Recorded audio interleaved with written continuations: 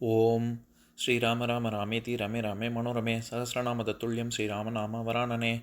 உலகம் யாவையும் தாமுழா வாக்கலும் நிலைபெறுத்தலும் நீக்கலும் நீங்களா அழகிலா விளையாட்டுடையார் அவர் தலைவர் அன்னவர் சரண் நாங்களே. எத்திர எத்திர ரகுநாத கீர்த்தனம் தத்திர தத்திர கிருத்தமாஸ்தகாஞ்சலிம் வாஷ்பவாரி பரிபூர்ணலோச்சனம் மாருதிம் நமது ராட்சசாந்தகம். அஞ்சிலே ஒன்று பெற்றான் அஞ்சிலே ஒன்றை தாவி அஞ்சிலே ஒன்று ஆறாக ஆரியர்க்காக ஏகி அஞ்சிலே ஒன்று பெற்ற அணங்கை கண்டு அயலாரூரில் அஞ்சிலே ஒன்றை வைத்தான் அவன் எம்மை அழித்துக் காப்பான். இன்னைக்கு நம்ம கம்பராமாயணத்துல பாலகாண்டத்துல மிகை பாடல்கள்ல அகலிகை படலத்துல 10வது பாடல் பார்க்க போறோம். தன்னை ஒவ்வாதவன் மகிழ்ச்சியால் வாசவன் தன் கை வனையும் மாலையை நீட்டலும் தோட்டியால் வாங்கி துணைவலத்து ஐராவதத்து எரித்திடை கொடுத்தான். பனைசை கையினால் பறித்து அடிப்படுத்தது அப்பகடு. இதுதான் பாட்டு. இப்ப நம்ம பதம் பிரிச்சு பொருள் பார்க்கலாம். தன்னை ஒவ்வாதவன் மகிழ்ச்சியால், தனக்கு நிகரே இல்லாத ஒரு தன்மை கொண்ட முனிவனான துர்வாசகன் மகிழ்ச்சியினால் வாசவன் தன் கை வனையும் மாலையை நீட்டலும், இந்திரனின் கையருகில் அந்த மாலையை கொண்டு நீட்டியவுடன் தோட்டியால் வாங்கி அதனை இந்திரன் யானையின் அங்குசத்தால் பெற்றான். துணை வலத்து ஐராவதத்து எருத்திடை கொடுத்தான். அதை வாங்கி ஐராவத யானையின் கழுத்தில் வைத்தான். பனைசை கையினால் பறித்து அடிப்படுத்தது அப்பகடு. துதிக்கையால் அதை எடுத்து காலில் மிதித்தது அந்த ஐராவத யானை. இப்ப நம்ம இந்த பாட்டுல இருக்கக்கூடிய நயங்களை பார்க்கலாம். அதாவது துர்வாசன் அந்த அப்படியே ரொம்ப ஆச்சரியத்தோட பாத்துக்கிட்டு வரான். இந்திரன் உலாவரான், சுத்தி தேவ கன்னிகைகள் ஆடுகிறார்கள். ரொம்ப முரசு, குரடு, பல இசைக்கருவிகள் கொண்டு வாசித்து கொண்டு வருகிறார்கள். மங்கள ஒலி, அதாவது வேதங்கள் ஓத பெற்று இப்படி வருவதை பார்த்து அப்படியே மலைச்சு போய் நிற்கக்கூடிய துர்வாச முனிவன் இந்த பூமாலையை எடுத்து இந்திரன் கிட்ட கொடுக்கறான். அப்படி அந்த மாலையை இந்திரன்ட்ட கொடுக்க அத அங்குசத்தால, கையில கூட வாங்கல இந்திரன், அங்குசத்தால அதை பெற்று யானையின் தலைமையில வைக்க அந்த யானை அதை காலால் தேய்த்தது அப்படிங்கறது தான் கருத்து. இப்ப இந்த பாட்டுல இருக்கக்கூடிய சில நுட்பங்களை பார்க்கலாம். அதாவது துர்வாசன் அப்படின்னு சொல்றதுக்கு என்ன மாதிரியான அடை கொடுக்கிறாரு? தன்னை ஒவ்வாதவன், தனக்கு நிகர் இல்லாதவன், அவனுக்கு நிகர் அவன் மட்டும்தான். அதனால தன்னை ஒவ்வாதவன் அப்படின்னு இந்த இடத்துல ஒவ்வுதல் அப்படின்னாலே பொருந்துதல், இசைதல், ஒத்திருத்தல் அப்படிங்கிற, இணங்குதல் அப்படிங்கிற பொருள். அதனாலதான் நம்ம இது எனக்கு ஒவ்வாது அப்படின்னா அலர்ஜி, ஒவ்வாமைங்கிறதுக்கு அலர்ஜி. அப்படி எனக்கும் அந்த பொருளுக்கும் பொருந்தாது அப்படிங்கிறதுக்கு அலர்ஜிங்கிற வார்த்தைக்கு நம்ம பயன்படுத்துறது ஒவ்வாமை அப்படிங்கிற சொல்தான். இந்த இடத்துல இந்த ஒவ்வுதல், அதாவது தன்னை ஒவ்வாதவன் அப்படின்னா தனக்கு நிகர சமமா வேற ஒருத்தரும் சொல்ல முடியாத தன்மை கொண்ட துர்வாச முனிவன் அப்படின்னு சொல்றாரு.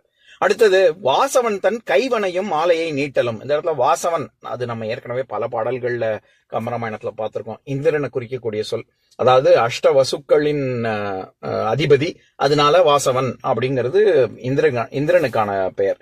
நம்ம கந்தசஷ்டி கவசத்துல கூட வரும்ல, வாசவன் மருகா வருக வருக நேசக்குரமகள் நினைவோன் வருக அப்படின்னு முருகனை.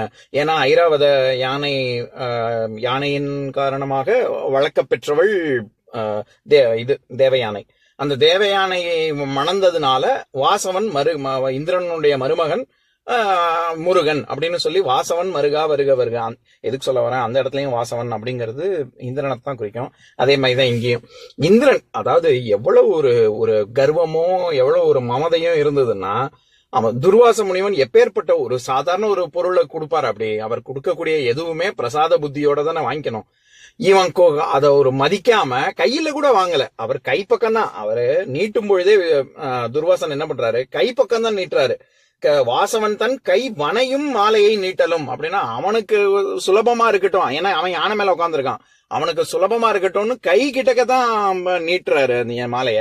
ஆனா அவன் என்ன பண்றான், திமிரு பிடிச்சு போய் தோட்டியால வாங்குறான், அதாவது அங்குசத்தால வாங்குறான், கையால கூட தொடல. இதுல இருந்து என்ன தெரியுதுன்னா, நமக்கு சுபிக்ஷம் எல்லாம் போகுது, திருமகள் நம்மளை விட்டு போறா அப்படின்னா திருமகள் அணிந்த மாலையை தொடறதுக்கு கூட குடுப்பனம் இல்லாம அமையும். அப்படிதான் நிறைய விஷயம் நம்ம பார்த்துருக்கோம்ல.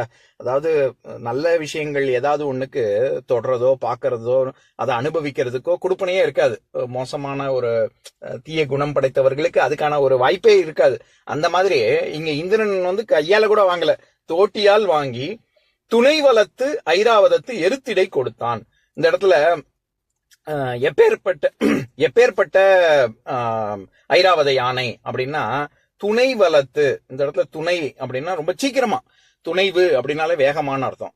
வேகமா வாங்கி, அதுவும் வாங்குறதே கையால வாங்கல, தோட்டியால தான் வாங்குறான். அப்படி வாங்குறதுமே ஒரு க்ஷண நேரம் கூட இல்ல, அது டக்குன்னு உடனேயே திருமகள் அவங்கிட்ட ஒட்டல அப்படிங்கிறது இந்த துணை வளர்த்து அப்படிங்கிற சொல்ல இருந்தே தெரியுது. விரைவாக ஐராவதத்தின் கழுத்தில் இட்டான் அப்படிங்கறதான் துணை வளர்த்து ஐராவதத்து எருத்திடை கொடுத்தான். இந்த இடத்துல எருத்து அப்படிங்கிற சொல்லுக்கு பல பொருள் இருக்கு. கழுத்து, இந்த இடத்துல யானையின் கழுத்து அப்படிங்கிற எருத்திடை கொடுத்தான் அப்படின்னு வருது. அதாவது எருத்துங்கிறதுக்கு பெனல்டிமேட்னு சொல்றோம்ல, தொல்காப்பியத்துல பொருள் அதிகாரத்துல பொருளியல்ல 428வது சூத்திரம், அதுல ஈற்றையல் எருத்தடி அப்படின்னு வரும். அதாவது கடைசி அடிக்கு முந்தின அடி அப்படின்னு அந்த ஒரு பொருள் இருக்கு. அதை தவிர கழுத்து அப்படிங்கிற ஒரு பொருளும் இருக்கு. அந்த அர்த்தத்துலதான் இங்க வருது. அதாவது துணை வளர்த்து ஐராவதத்து எருத்திடை கொடுத்தான்னா ஐராவதத்தின் கழுத்தில் அதை வைத்தான் அப்படின்னு. அடுத்தது அந்த ஐராவதம் என்ன செய்தது அப்படின்னா பனை செய் கையினால் பறித்து அடிப்படுத்தது. அடிப்படுத்ததுன்னா காலில் போட்டு மிதிச்சிடுச்சு. அது எப்படி வாங்குச்சு அப்படின்னா பனை செய் கையினால். இந்த இடத்துல பனை அப்படிங்கிறது துதிக்கைக்கு உவமையா சொல்றாரு. ஏன்னா அந்த இடத்துல எப்படி இருந்ததான் அந்த ஐராவதத்து யானையின் துதிக்கை அப்படின்னா அது திரண்டு உருண்டு நீண்டு இருந்தது. திரட்சிக்கு உவமை, உருட்சிக்கு உவமை, நீட்சிக்கு உவமை. இது மூணையுமே சேர்த்து சொல்லணும் அப்படிங்கறதுனால பனைமரம் மாதிரி இருந்த துதிக்கையால் பெற்றது அப்படின்னு சொல்றாரு. பகடு அப்படிங்கிற சொல்லுக்கு ரொம்ப பெருமை, பல பொருள் இருக்கு. கிட்டத்தட்ட 15க்கும் மேற்பட்ட பொருள் இருக்கு. அதாவது பெருமை, பரப்பு, வலிமை. அப்புறம் பகடுங்கிறதுக்கு எருதுன்னு ஒரு பொருள் இருக்கு. எருது, எருமைக்கடா, அப்புறம் ஏர், தோணி, இந்த மாதிரி பல பொருள் இருக்கு. தெப்பம், இந்த மாதிரிலாம் பொருள் இருக்கு. அதை தவிர ஆண் யானை நம்ம பார்த்திருக்கோம். யானைங்கிறதுக்கே 50க்கும் மேற்பட்ட சொற்கள் இருக்கு தமிழ்ல. அது பார்க்கும்போதே பார்த்தோம்னு நினைக்கிறேன். அந்த இடத்துல அதுல ஆண் யானைக்கு குறிப்பா பகடு அப்படின்னு பேரு. அந்த அர்த்தத்துலதான் இந்த இடத்துல வருது. அப்பகடு அப்படின்னா அந்த ஆண் யானை காலில் போட்டு தேய்த்தது, அடிப்படுத்தது அப்படின்னு சொல்றாரு. இப்ப நான் பாட்டை இன்னொரு தடவை படிக்கிறேன், கேளுங்க. தனை ஒவ்வாதவன் மகிழ்ச்சியால் வாசவன் தன் கைவனையும் மாலையை நீட்டலும் தோட்டியால் வாங்கி துணை வளர்த்து ஐராவதத்து எருத்திடை கொடுத்தான். பனைசை கையினால் பறித்து அடிப்படுத்தது அப்பகடு. இன்னொரு நாள் இன்னொரு பாட்டு பார்க்கலாம். ஓம் சாந்தாகாரம் புஜகசயனம் பத்மநாபம் சுரேஷம் விஸ்வாதாரம் ககனசத்ரசம் மேகவர்ணம் சுபாங்கம் லக்ஷ்மீகாந்தம் கமலநயனம் யோகி ஹிருத்யானகம்யம் வந்தே விஷ்ணும் பவபயஹரம் சர்வலோகைகநாதம். உம்பரோடு இம்பர்காரும் உலகம் ஓர் ஏழும் ஏழும் எம்பெருமான் என்று ஏத்தி இறைஞ்சி நின்று ஏவல் செய்ய தம்பியரோடும் தானும் தருமமும் தரணி காத்தான் அம்பரத்து அனந்தர் நீங்கி அயோத்தியில் வந்த வள்ளல்.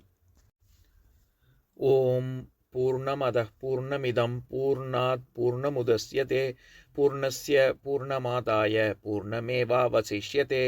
ஓம் சாந்தி சாந்தி சாந்திஹி. ஓம் சர்வேஷாம் ஸ்வஸ்திர்பவது சர்வேஷாம் சாந்திர்பவது சர்வேஷாம் பூர்ணம் பவது சர்வேஷாம் மங்களம் பவது. ஓம் சாந்தி சாந்தி சாந்திஹி. ஓம் சர்வே பவந்து சுகினः சர்வே சந்து நிராமயாः சர்வே பத்ராணி பஷ்யந்து மா கஷ்சித் துக்கபாக் பவேத். ஓம் சாந்தி சாந்தி சாந்திஹி.